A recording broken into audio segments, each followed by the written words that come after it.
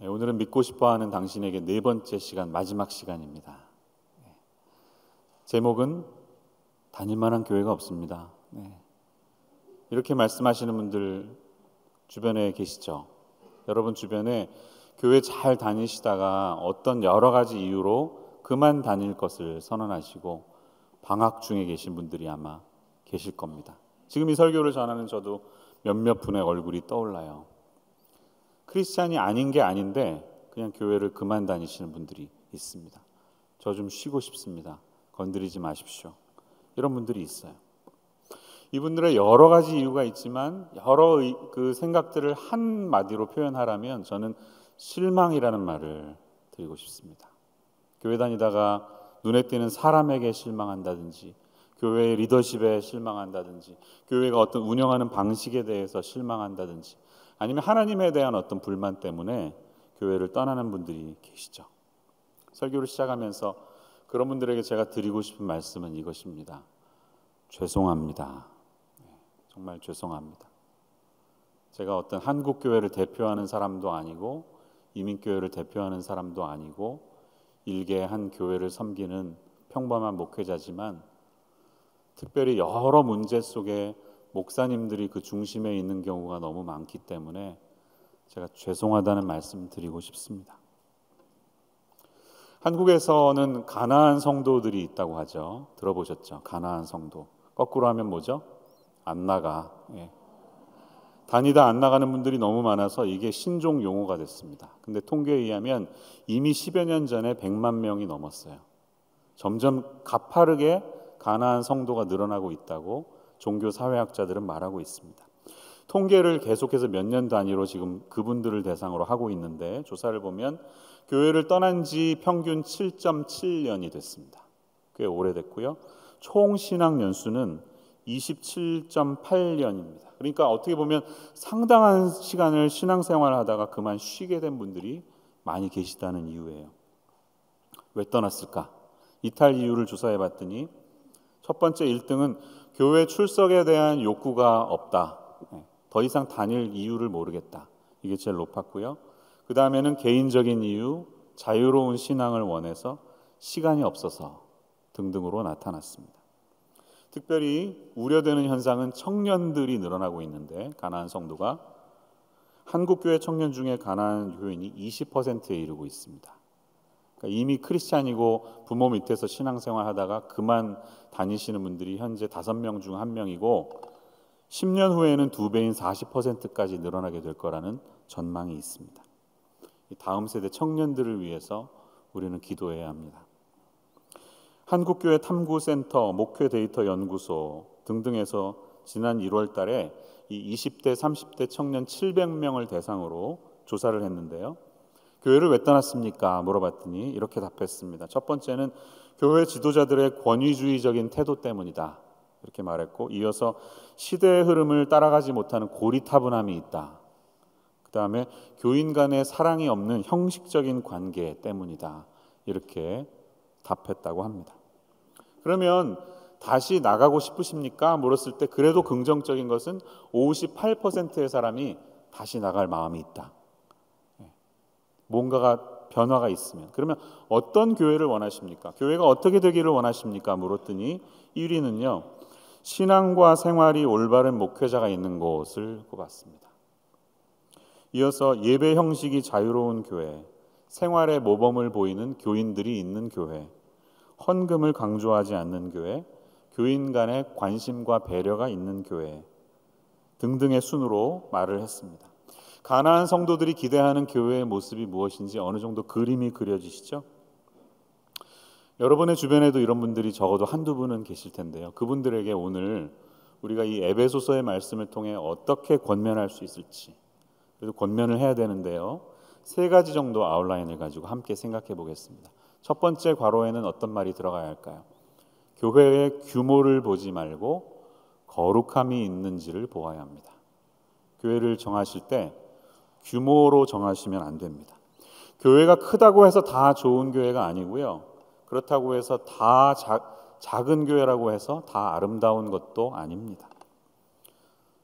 좋은 교회 좀 소개시켜 주세요. 어떤 교회 가야 됩니까? 이렇게 많이 묻습니다. 그럴 때 여러분은 어떤 기준을 가지고 추천하시는지요? 찬양이 너무 좋습니다. 예배가 참 은혜가 됩니다. 설교 말씀이 좋습니다. 자녀들의 교육부 시스템이 잘 돼 있습니다. 이렇게들 많이 말하죠. 특별히 이민교회는 교육부가 어떤지가 많이 관건이 되는 것 같아요. 감사한 것은 우리 교회는 교사들이 너무 친절해서 아이들을 사랑으로 케어해 준다는 소문이 자자합니다. 그래서 이 시간을 빌어서 교육부를 섬기시는 교사 여러분들께 또 전도사님들께 감사의 말씀 전합니다. 사랑으로 자녀들 섬겨주셔서 너무 감사해요. 사람들은 좋은 교회, 건강한 교회를 항상 찾으면서 그런 교회는 세상에 많지 않다 이렇게 말합니다. 그런데 문제는 우리도 한 번도 스스로 좋은 교회가 무엇인가, 건강한 교회가 무엇인가에 대한 정의, 데피니션을 내린 적이 별로 없었던 것 같습니다. 그냥 막연하게 좋은 교회를 생각하면서 나름의 기준으로 정했다는 것이죠. 막연히 사람들이 많이 몰려있는 교회가 좋은 교회입니까? 임마누엘 교회도 이 지역에서는 큰 교회인데요. 사람이 많기 때문에 좋은 교회일까요? 그렇진 않죠. 목사님 말씀이 좋다고 해서 좋은 교회입니까? 예, 좋거나 건강한 교회일 확률은 높지만 그것이 곧 건강한 교회는 아닙니다. 왜냐하면 사람의 지식적인 머리만 채워주는 그런 교회일 수도 있기 때문이에요. 어떤 분들은 재정이 투명한 교회다, 목회자가 정직하고 깨끗한 교회다, 선교에 관심을 기울이는 선교하는 교회다, 이웃사회의 봉사와 구제를 아낌없이 하는 그런 교회가 좋은 교회다라고 생각합니다. 다 맞습니다. 이 모든 것들의 공통 요소는 그러나 우리 눈에 외적으로 보여지는 요소들입니다. 만약에 이것이 건강한 교회의 본질이라면 이러한 조건만 갖추고 있으면 다 건강한 교회, 다 좋은 교회가 되어야 합니다. 그러나 여러분 잘 아시죠? 외적인 요건가 아주 잘 갖춰 있어도 그 내부에서 썩어가는 병든 교회도 많이 있다는 사실을 아실 것입니다. 건강한 교회란 무엇일까요? 좋은 교회란 무엇일까요? 그 외적인 요소를 만들어내는 내면의 뿌리, 그 깊은 뿌리에서 열매가 나오듯이 깊은 그 뿌리에 무엇이 사로잡고 있는가인데요. 저는 그것을 거룩함이라고 말씀드리고 싶습니다. 거룩함. 누가 거룩한 겁니까? 하나님을 섬기는 여러분들 한 분 한 분 성도님들의 건강함이 곧 좋은 교회를 만들어냅니다. 임마누엘 교회 좋은 교회인가요? 네, 겸손하셔서 네라고 크게 못하십니다. 우리 교회 좋은 교회인가요? 네, 진짜 겸손하시네요. 네. 제가 볼 때는 그래도 객관적으로 참 좋은 교회인 것 같아요. 왜냐하면 정말 예수님 사랑하시는 겸손한 분들이 많이 계세요. 그 점에서 감사합니다. 거룩함은 무엇일까요? 거룩한 교회가 건강한 교회다 할 때 여러분 어떻게 말씀하고 싶으십니까? 제가 생명의 삶을 하면 이렇게 항상 말씀드려요. 거룩함은 참 추상적인 단어이지만 한마디로 표현하면 예수님을 닮은 모습이 거룩함입니다. 우리의 성품에 예수님을 닮아가려고 하고 그분의 언행과 그분의 삶을 쫓아가려고 하는 분들이 많은 것이 거룩하다는 것입니다. 그 거룩은 어떻게 볼 수가 있습니까? 하나님의 말씀과 기도로 거룩하여짐이니라 이런 말씀이 있죠. 그러니까 교회를 선택하실 때 진리의 말씀을 가감없이 온전히 전하고 있는지를 보세요. 가르치는 예배 속에서 강단에서 진리의 말씀이 증거되고 있는지를 보시고 그 다음에 기도로 성도들이 기도 가운데 살아가는지를 보시기 바랍니다. 이 두 가지가 우리의 거룩함을 빚어가는 요소가 된다는 것입니다. 여러분 규모가 크면 다 좋은 교회 아니죠. 시설이 좋다고 좋은 교회 되는 거 아니죠. 큰 교회가 가지고 있는 장점이 많이 있습니다. 우리는 잘 압니다. 그렇지만 단점도 너무나 많습니다. 큰 교회의 단점은 뭡니까? 성도와 성도들이 정말 친밀한 관계 속에서 서로 연결되어 있다는 느낌을 갖지 못할 때가 많아요. 일주일에 한 번 겨우 예배드리고 가시는 분들이 많이 계신데 내 옆에 누가 앉았는지도 관심도 없고 알지도 못하는 일이 있는 것은 비극적인 일입니다. 그것은 교회의 모습이 아니죠. 그래서 많은 분들이 그렇게 이야기합니다. 한 300명 정도 사이즈 교회가 재밌고 좋다. 이게 이상적이다. 그럼에도 불구하고 여러분 대형 교회를 선택하는 분들에게는 어떤 여러 가지 이유가 있고 신자들이 거기 몰리는 이유가 있다고 저는 생각합니다. 그런데요, 대형교회를 섬기는 저지만 우리 자신의 모습 속에 바뀌어야 되는, 극복해야 되는 문제들이 있다는 것을 저 스스로 너무 압니다. 한 가지는요, 쓸데없이 몸이 커져 있으면 비만이라고 하죠. 비만. 핏하지 않죠. 비만 어린이들이 너무 많은 것 같습니다. 몸에서 없어도 되는 fat, 쓸데없이 자라는 살들이 많으면 몸이 건강하지 못하죠. 사실 교회는 모든 성도들이 하나님 앞에서 다 각자의 은사와 역할과 부르심을 따라서 일하고 그로 말미암아 서로 성장해야 하는데, 그냥 익명성에 묻혀서 조용히 계신 분들, 그래도 아무도 터치하지 않는 분들이 너무 많다는 것이에요. 근데 저는 사실 이런 대형 교회의 단점에 대해서 비판할 자격을 가진 사람은 아닙니다. 신학교를 졸업하고 전임 사역을 한 지 20년이 됐거든요. 2001년부터 지금까지 20년의 시간 동안 저는 지금 우리 교회를 비롯한 두 곳의 대형 교회에서 사역자로 섬겼습니다. 작은 교회, 개척교회를 섬기시는 목회자들이 갖고 계시는 그 아픔과 치열함을 제 몸으로는 경험하지 못했습니다. 물론 저희 아버님께서 작은 교회를 섬기셨기 때문에 간접적으로 중소도시에 있는 작은 교회에서 나타나는 여러 가지 폐해와 건강하지 못한 모습을 간접적으로는 많이 보았습니다. 하지만 저는 사역하면서 한 번도 교회에서 사례비를 받지 못할 수도 있다는 압박을 받아본 적도 없이 안정적인 교회에서 내내 사역했습니다. 어떤 사역자들에게는 그것이 부러운 점일 수도 있겠지만 객관적으로 보면 저는 고개를 떳떳이 들면 안 되는, 늘 겸손해야 하는 사람입니다. 작은 교회를 섬기는 분들의 눈물 젖은 빵을 먹어보지 못했기 때문입니다. 여러분, 그렇다고 해서 대형 교회에 대한 안티 반응으로 작은 교회를 선택하는 것, 작은 교회를 추구하는 것이 무조건적인 대안이 될 수 있을까요? 작은 교회는 무조건 아름답고 거룩할까요? 그렇지 않을 때도 많습니다. 오히려 모가 나고 미숙한 성도님들이 더 눈에 잘 띌 가능성도 많습니다. 만약에 그런 몇 분이 교회의 지도자가 돼서 문제를 일으키기 시작하면 교회 전체가 큰 어려움에 빠지는 경우를 우리는 많이 봅니다. 예를 들면 저수지가 크면 돌 몇 개가 떨어져도 잠깐 여파가 있다가 끝이 나버리지만, 작은 연못에 돌이 2개만 떨어져도 흔들흔들 거리듯이 성숙하지 못한 성도들로 인해서 작은 교회는 큰 고통을 당하는 모습을 우리는 많이 봅니다. 이런저런 이유 때문에 차라리 큰 교회로 적을 옮겨서 친밀한 교제가 없다 하더라도 내가 좀 상처받지 않고 마음 편하게 신앙생활을 하는 편이 낫겠다고 정하시기 때문에 이 자리에 앉아 계신 분들도 아마 계실 것입니다. 여러분, 교회를 정할 때 그 교회에 거룩함이 있는지를 보십시오. 시설이 좋다고 다 좋은 것이 아닙니다. 에베소서에는 교회가 무엇인가에 대한 이야기가 많이 나옵니다. 교회론을 공부할 때 에베소서를 피해갈 수가 없습니다. 자세하게 읽어보시면 좋은데요. 사람이 기도할 때 기도의 내용을 보면 얼마나 그것이 영적으로 성숙한지 아닌지를 볼 수가 있는데요. 에베소서에는 2번의 기도가 등장합니다. 이 바울 사도의 기도의 내용을 보면 무엇이 정말 추구해야 할 것인지 우리가 볼 수가 있습니다. 첫 번째 기도는 에베소서 1장 15절에서 19절에 등장하는데 제가 한번 빠르게 읽어드리겠습니다. 이로 말미암아 주 예수 안에서 너희 믿음과 모든 성도를 향한 사랑을 나도 듣고 내가 기도할 때 기억하며 너희로 말미암아 감사하기를 그치지 아니하고, 우리 주 예수 그리스도의 하나님 영광의 아버지께서 지혜와 계시의 영을 너희에게 주사 하나님을 알게 하시고 너희 마음의 눈을 밝히사 그의 부르심의 소망이 무엇이며 성도 안에서 그 기업의 영광의 풍성함이 무엇이며 그의 힘의 위력으로 역사하심을 따라 믿는 우리에게 베푸신 능력의 지극히 크심이 어떠한 것을 너희로 알게 하시기를 구하노라. 이렇게 기도했습니다. 여러분, 예수님의 기도나 바울 사도의 기도에는 단 한 번도 숫자나 어떤 양적인 것을 강조하는 적이 없습니다.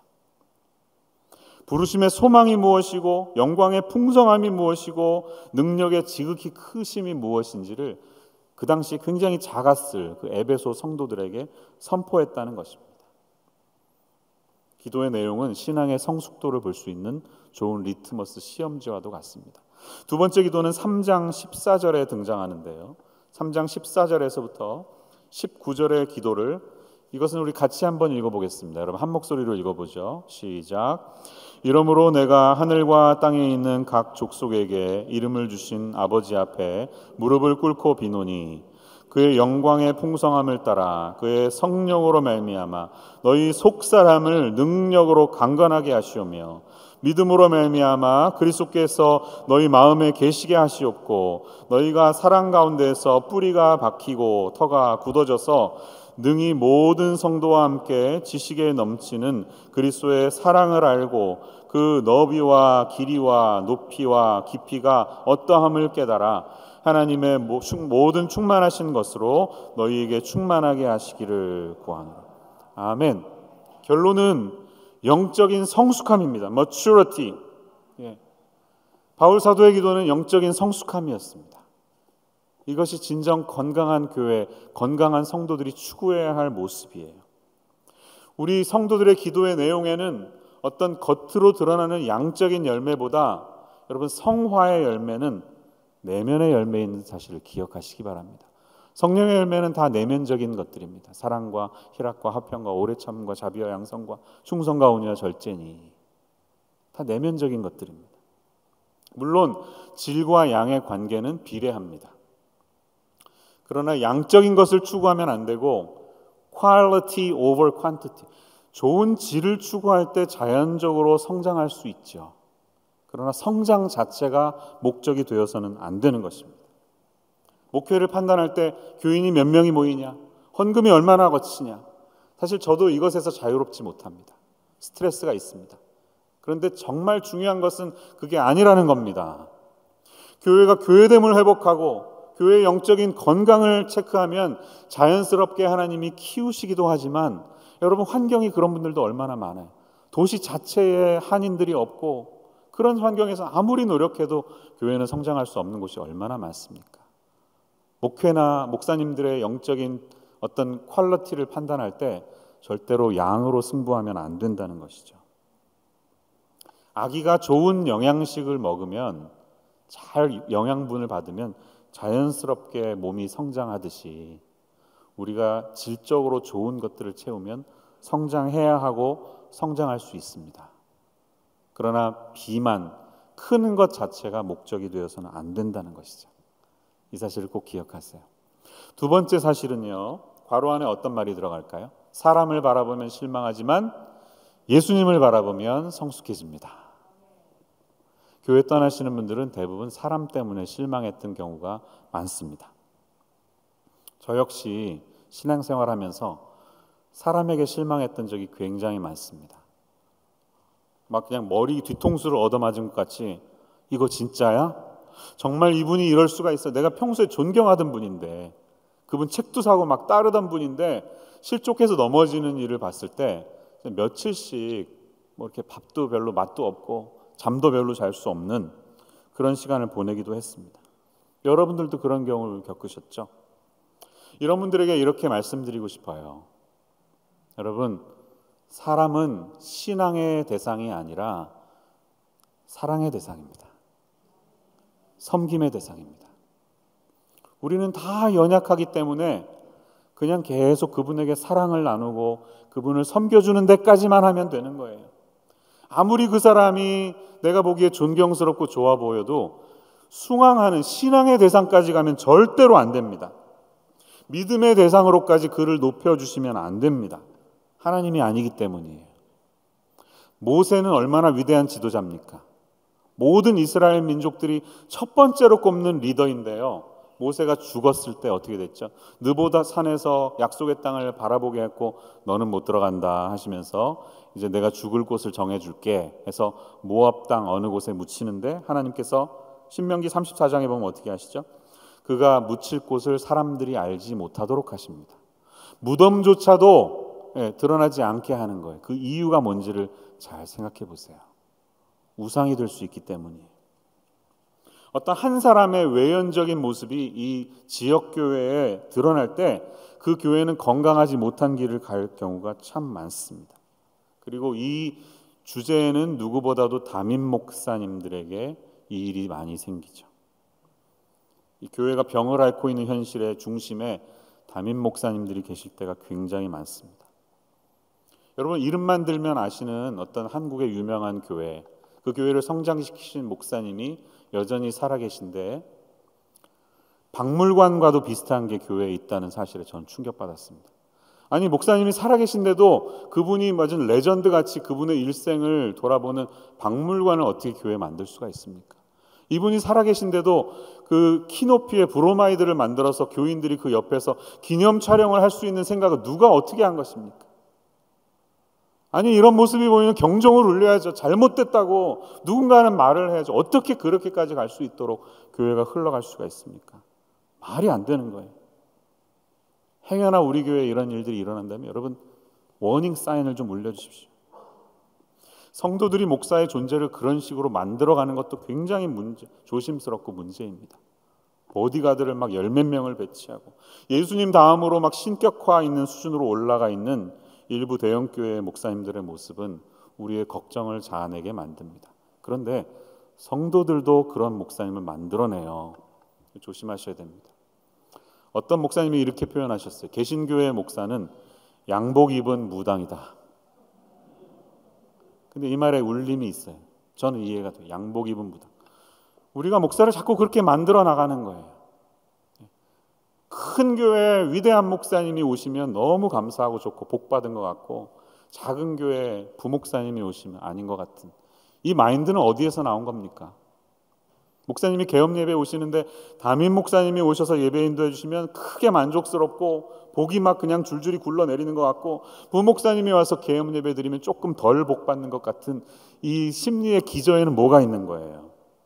양복 입은 무당을 원하는 사람들의 마음이 깔려 있는 것입니다. 여러분, 스스로를 돌아보십시오. 그렇게 가면 안 됩니다. 왜 그럴까요? 예수님만이 우리 교회의 목자장이시고 위대한 한 분의 목자이시기 때문입니다. 우리 모두는 엄밀하게 말하면 다 예수님의 양들이에요. 목사님들도 양들이에요. 그렇지만 목사님들은 성도들을 이끌어야 하는 조금 다른 위치에 있죠. 어떤 장로님이 저에게 물어보셨어요.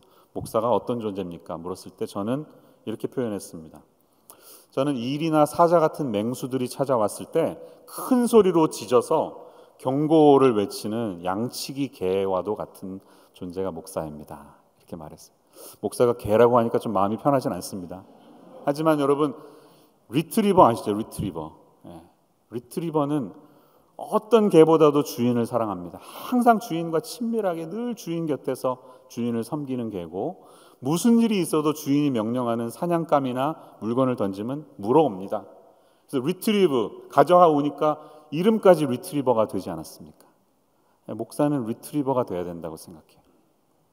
늘 예수님만을 바라보고 그분 곁에 있기를 즐거워하고, 무슨 일이 있어도 하나님이 양들을 위해 주신 목적을 이루어드리는 존재, 그런 사람이 되어야 할 줄로 믿습니다. 여러분, 예수님이 머리시다라는 사실을 한두 번 들어본 게 아니시죠? 다시 한번 오늘 에베소서 말씀을 통해 머리에 새기시기를 바랍니다. 에베소서는 지속적으로 그 이야기를 하고 있어요. 예를 들면 1장 22절 23절 한번 보세요.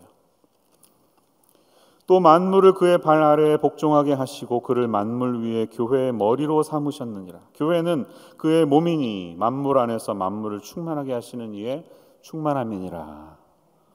이 내용은 제가 자세히 설명할 수가 없어서 다음번에 강해 설교 한번 하겠습니다.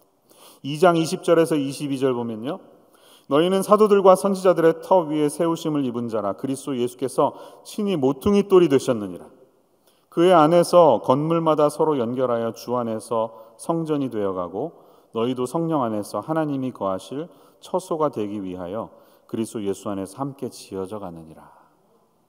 제가 1, 2부 찬양대 리더들이 모였을 때 회의하면서 이 모퉁이 돌 이야기를 한 적이 있어요. 1부는 너무 1부를 열심히 하고 2부 찬양대 2부 일을 열심히 하느라 각자의 성벽을 쌓느라 너무 바빠요. 이 반대편이 보이질 않아요. 그런데 이쪽 사이드의 중심에 코너스톤에 예수님이 계시다는 사실을 기억하라고.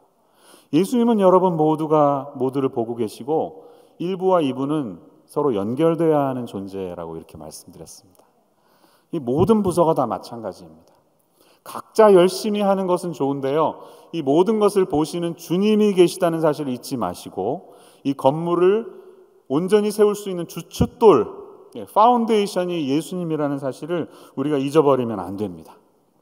오늘 본문의 4장 15절과 16절을 보시면 뭐라고 말합니까? 오직 사랑 안에서 참된 것을 하여 범사에 그에게까지 자랄지라. 그는 머리니 곧 그리스도라. 예수님이시죠? 그에게서 온 몸이 각 마디를 통하여 도움을 받음으로 연결되고 결합되어 각 지체의 분량대로 역사하여 그 몸을 자라게 하며 사랑 안에서 스스로 세우느니라. 이렇게 말합니다. 여러분, 예수님이 머리라는 말은 너무 많이 들어서 알고 계십니다. 근데 여러분, 우리가 예수님의 지체잖아요. 우리가 몸인데 어떻게 자랍니까? 성장과 성화는 흔히 우리는 개인적으로 생각해요. 예수님만 붙들면 돼, 예수님 안에만 있으면 돼, 이렇게 하지만 본문은 그렇게 말하지 않습니다. 머리이신 예수님에게 연결되는 것뿐만 아니라 서로 결합되어 라고 말합니다.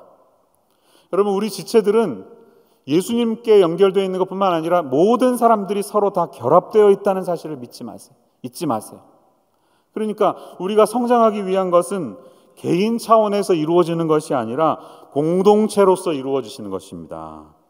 신앙의 성숙은 절대로 혼자서 이룰 수 없는 일이고 서로 연결되어 있는 몸이 함께 자라듯이 공동체 안에서 함께 성장하는 것입니다. 성화는 옆에 계신 성도님들과 함께 해야만 가능한 것이에요. 우리 각 사람들은 완전하지 않죠. 각 사람에게 다 단점이 있지만 우리가 예수님께 붙어 있고 서로에게 연결되어 있기 때문에 그 선하신 뜻 안에서 우리는 자랄 수 있고 성숙의 길에 이룰 수 있는 거예요. 영국의 찰스 스펄전 목사님 유명하시죠? 이분에게 어떤 성도님이 와서 목사님, 좀 완전한 교회를 소개해 주십시오. 그런 교회 다니고 싶습니다.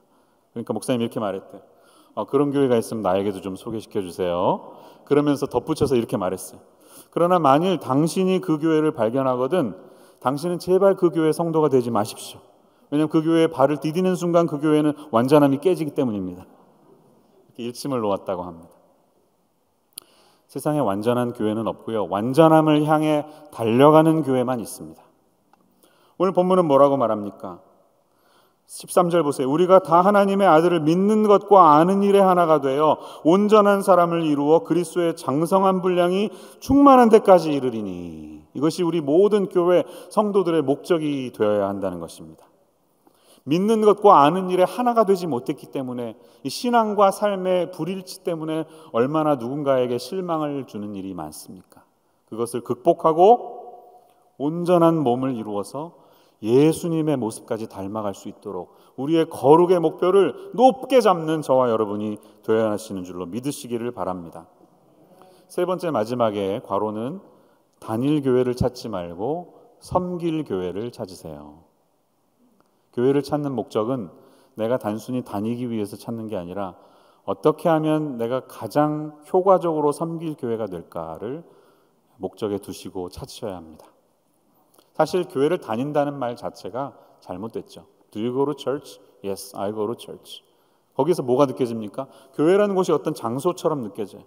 피지컬 장소. 그래서 내가 운전하고 걸어서 가야 되는 장소. 교회는 건물이 아니죠. 우리 믿는 사람들이 교회이죠.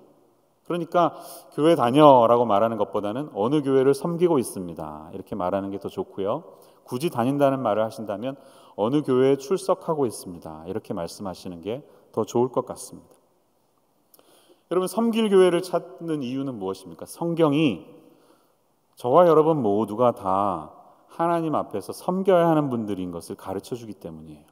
오늘 본문의 12절 말씀을 보십시오. 하나님이 여러 사역자들을 세우신 이는 성도를 온전하게 하여 봉사의 일을 하게 하며 그리스도의 몸을 세우려 하심이라, 이렇게 말하고 있습니다. To equip the saints for the work of ministry, for building up the body of Christ. ESV는 이렇게 말해요. 성도를 온전하게 하는 것은 누구의 역할일까요? 네, 목회자들의 역할입니다. 제 꿈이 있다면 빈스 롬바디 같은 그런 감독이 되는 겁니다. 슈퍼볼 트로피가 빈스 롬바디 트로피인 거 아시죠? 형편없이 아주 낮은 성적을 갖던 그린베이 패커스에 들어가서 2년 만에 우승팀으로 만들어버리고 62년에 NFL 타이틀을 타고 최초로 열렸던 슈퍼볼 66년, 67년 연달아서 슈퍼볼을 가져간 명장으로 꼽히는 감독입니다. 여러분, 목회자의 역할은 성도님을 이퀴핑하는 일이에요. 이퀴핑에는 두 가지 그림이 있는데요. 하나는 뼈를 제대로 맞추는 일입니다. 두 번째 그림은 그물을 기우는 일입니다. 이게 이퀴핑이에요. 뼈가 맞춰지지 않으면 온전히 걸어갈 수가 없죠. 그물이 구멍이 많이 뚫려 있으면 고기를 낚을 수가 없죠. 목회자는 성도님들이 걸어갈 수 있도록, 성도님들이 낚시를 할 수 있도록 그렇게 세워드리는 일이고, 목회는 누가 해요? For the work of ministry, 이건 누가 하는 거예요? 성도님들이 하는 거예요. 봉사의 일을 하게 하며, 봉사라는 이미지가 너무 그렇게 느껴지지만 헬라어를 보니까 미니스트리라고 돼 있어요. 미니스트리, 목양. 여러분들이 목양하시는 겁니다. 목사는 슈퍼스타가 되면 안 됩니다. 호날두, 메시 이런 존재는 목사가 아니라 성도님들이 되어야 합니다.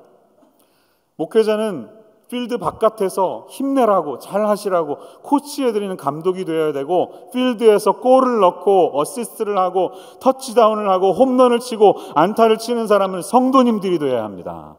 가정에서, 직장에서, 삶의 현장에서, 교회 가운데 여러분들이 뛰시는 겁니다. 가정교회가 왜 소중해요? 가정교회는 목양의 현장이기 때문이에요. 목회자가 이렇게 슈퍼스타가 돼서 외치고 그냥 군중이 되어서 앉아있고, 혹은 목회자가 운전하는 버스에 가만히 앉아서 따라가는 게 교회가 아니라, 여러분 한 분 한 분이 그리스도의 사역자가 되어서 미니스터로서 뛰는, 목회자로서 뛰는 모습이 펼쳐질 수 있는 가장 이상적인 현장이 가정교회이기 때문입니다.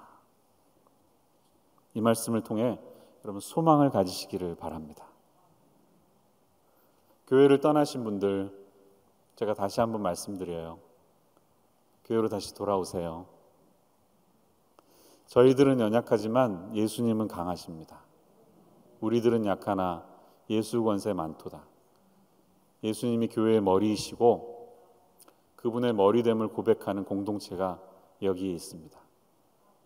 여러 가지 상처를 가졌던 분들, 그 마음을 뒤집으시고 시간 이 말씀을 통해 다시 교회로, 공동체로 돌아오시는 일이 있기를 바랍니다.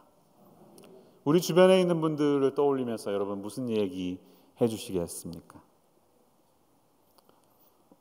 저는 여전히 공사 중이에요. 이렇게 말씀하세요. Under construction. 공사 중인 곳에는 그 사인이 붙어 있죠. 제가 완전하지 못해요. 너무 미안해요. 아직 이 담장이 쳐 있고 제 모습을 다 보여주지 못했습니다. 저는 공사 중이에요. 제 모습 때문에 실망하지 마시고 함께 아름답게 세워질 그날을 바라보며 저와 함께 믿음의 길을 걸어갑시다. 이렇게 고백할 수 있는 저와 여러분 되시기를 주님의 이름으로 축원합니다. 기도하겠습니다. 사랑의 주님, 오늘 교회가 무엇인지, 성도들이 건강한 교회를 이루기 위하여 무엇을 해야 하는지 알려주시니 감사합니다. 우리 주변의 교회의 실망스러운 모습 때문에 우리 곁을 떠났던 분들이 다시 한번 돌아올 수 있도록 주님 그 마음을 어루만져 주시고, 지금 우리가 모두 다 공사 중이라는 사실을 기억하며, 그러나 예수님은 완전하시고 우리 교회의 주인이 되셔서 우리를 거룩함으로 이끄신다는 사실을 잊지 않고 믿음의 생활을 감당할 수 있는 우리들 모두가 되게 하여 주옵소서. 예수님의 이름으로 기도합니다.